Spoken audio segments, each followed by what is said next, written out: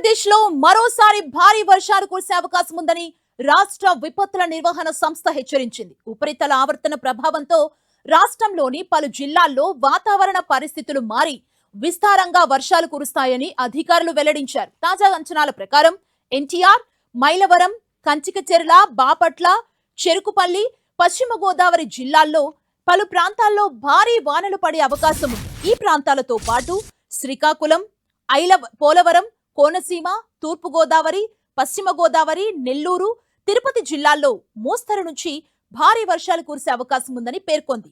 వర్షాకాలం కారణంగా లోతట్టు ప్రాంతాలు నీట మునిగే పరిస్థితులు ఏర్పడే అవకాశం ఉండటంతో ప్రజలు అప్రమత్తంగా ఉండాలని అధికారులు సూచించారు.